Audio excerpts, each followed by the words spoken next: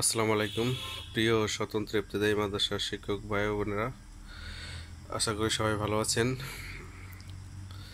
Budget পরবর্তী বিষয় নিয়ে বিস্তারিত ভিডিওতে আলোচনা করব। তার আগে একটা বিষয় কথা বলি, সেটা হচ্ছে যে এই বাজেট 728 কোটি টাকা স্বতন্ত্র ইবতেদায়ী মাদ্রাসা জন্য, স্পেসিফিক না বললেও ইবতেদায়ী বলতে স্বতন্ত্র ইবতেদায়ী মাদ্রাসাই বুঝাইছে। তো এই স্বতন্ত্র ইবতেদায়ী মাদ্রাসা বাজেট 728 কোটি টাকা এটা বরাদ্দ দেওয়া হয়েছে। আলহামদুলিল্লাহ, হয়তোবা আমাদের যে প্রতিষ্ঠানগুলো আছে ইনশাল্লাহ হবে, আশা করি। কোডভুক্ত হোক কোডবিহীন হোক, এখন সরকার কোন ক্রাইটেরিয়া ফলো করবে, ব্যান্ড বেস না ডাটাবেস বা স্টাডি রিপোর্ট কোনটা করে, সেই আলোকেই ইনশাল্লাহ আমাদের একটা সুফল আসবে আশা করি, যদি আল্লাহ চায়। যেহেতু এমপিও বা উপবৃত্তির কথা বলা হয়েছে, আমাদের বেসিক যেই ধারণা, এমপিও উপবৃত্তি যদিও দেওয়া হয় 7,000 উপরে প্রতিষ্ঠান যায়, বাকি অন্য কি খাত আছে, সরকার কিভাবে ব্যয় করবে সেটা পরে বিষয়। তো এই বিষয়ে বিস্তারিত আলোচনা পরে করি। তার আগে একটা বিষয়, এখন এইটা হলো কার কারণে? বিভিন্ন সংগঠন, বিভিন্ন নেতৃবৃন্দ এর ক্রেডিট নেওয়ার চেষ্টা করবে, যে আমার কারণে হয়েছে, সে বলবে আমার কারণে হয়েছে, আমার এই পদযাত্রার কারণে হয়েছে, সে বলবে আমার স্মারকলিপির কারণে হয়েছে। এটাই স্বাভাবিক। তবে এই ক্রেডিট সবার সবার বলতে আমি পরশুদিন সম্ভবত এক বাজেট হওয়ার আগেই শুক্রবার বা শনিবার একজনের সাথে কথা বলতেছিলাম, এক শিক্ষকের ওয়াইফ। সে বলল সে তাহাজ্জুদ নামাজ পড়ে দোয়া করছে যেন তার হাজব্যান্ডের চাকরিটা যেন হয়, মান সমাজ যেন বাঁচে। তারা অনেক বছর ধরে শ্রম দিতেছে, এইটাও কিন্তু তার ক্রেডিট। তার দোয়া হয়তো আল্লাহ কবুল করছে। অনেক শিক্ষক আছে বাসায় থাকলেও সে নামাজ পড়ে 5 ওয়াক্ত নামাজে দোয়া করে যেন আল্লাহ হয়, তো এদেরও ক্রেডিট আছে। এখন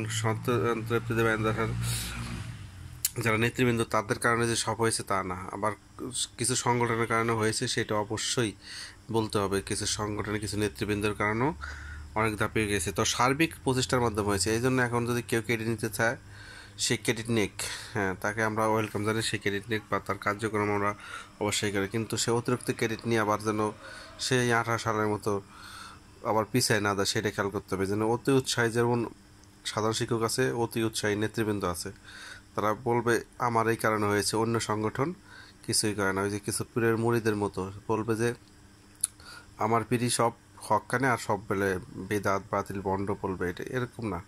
তো সব সংগঠনেরই কিছু না কিছু দায়িত্ববোধ বা তাদের কারণে হয়তো বা যে সংগঠন করেছে তারা হয়তো চাপে থেকে এই কার্যক্রম করেছে, কারণ তাদের অস্তিত্ব টিকিয়ে রাখার জন্য, এরকম হইতে পারে।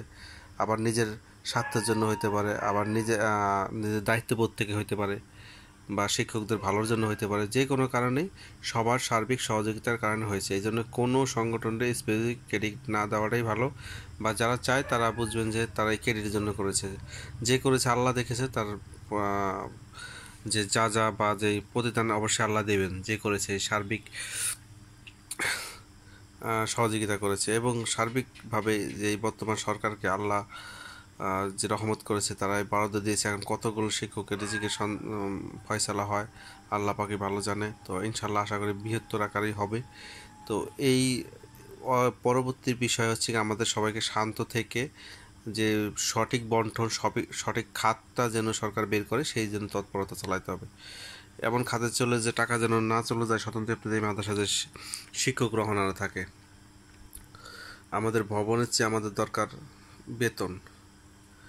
তো যেমন উপবৃত্তি বেতন, এই জিনিসটা কনফার্ম করলে আমাদের স্বতন্ত্র ইবতেদায়ী মাদ্রাসাগুলো উজ্জীবিত হবে। মিড ডে মিলের চেয়ে বা অবকাঠামোর চেয়ে আমাদের স্বতন্ত্র ইবতেদায়ী মাদ্রাসার শিক্ষকদের বেতন এবং ছাত্র শিক্ষার্থীদের উপবৃত্তি দরকার। তো এই বিষয় খাতে যদি বরাদ্দ দেয়, তারপর যদি স্পেসিফিক এমপি হিসাব করা হয়, আমরা আশা করি 7,000-8,000 প্রতিষ্ঠান ইনশাল্লাহ যাবে। তো এই জন্য আমাদের নেতৃবৃন্দের সার্বিক সহযোগিতা দরকার, এবং আমাদের যারা সাধারণ শিক্ষক আছে আমাদেরও সার্বিক সহযোগিতা দরকার।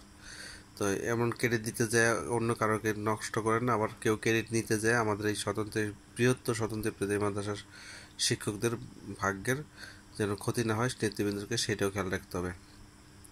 ক্রেডিট সর্বপ্রথম যদি দিতে হয় আল্লাহ পাককে দিতে হবে, যে আল্লাহ পাক রহমতে এরকম একটা বরাদ্দ এক্সট্রাভাবে বলা হয়েছে সার্বিকভাবে, যে স্বতন্ত্র ইবতেদায়ী মাদ্রাসার জন্য 728 কোটি টাকা বরাদ্দ করেছে ইবতেদায়ী মাদ্রাসার জন্য। এমনি তো বরাদ্দ যে আছে মাদ্রাসা খাতে, সেটা তো আছেই। তো মাদ্রাসা শিক্ষা খাত, এডুকেশন খাতে স্পেসিফিক বলাতে আমার আলহামদুলিল্লাহ আমরা শুকরিয়া আদায় করি আল্লাহ তাআলার, যে আল্লাহ তাআলার অশেষ রহমতে এটাই সম্ভব হয়েছে।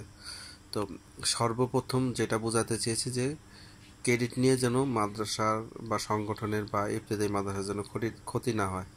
অযথা অনেকে ক্রেডিট নেওয়ার চেষ্টা করে, যার কোনো নাই, সে শুধু বুং নেতৃবৃন্দ দিতে নেতৃত্ব করতে আসছে, শুধু ক্রেডিট নেওয়ার বেলায় সে আছে যে আমার কারণে, আমার এই প্রচেষ্টা, আমার এইটার কারণে, সেটার কারণে আমি করছি, সেই করছি, এরকম করে অনেকে নিতে চাবে। সেটা দরকার নাই। হচ্ছে যে যে যে ক্রেডিট দিতে তাকে আলহামদুলিল্লাহ ধন্যবাদ দিতে হবে। ক্রেডিট তার টাকা পয়সা দিতে হয় না, ধন্যবাদ দিয়ে তার তার শ্রমের জন্য তাকে ধন্যবাদ অবশ্যই দিতে হবে। তো অবশ্যই এটা কোনো নেতৃবৃন্দকে ছোট করার জন্য না, অনেকের তো অবদান অবশ্যই আছে, এটা স্বীকার করি। আজকে এক নেতার পোস্ট দেখলাম যে সে ধন্যবাদ, তার পোস্ট আমার ভালো লেগেছে, সে সবাইকে ধন্যবাদ দিয়েছে।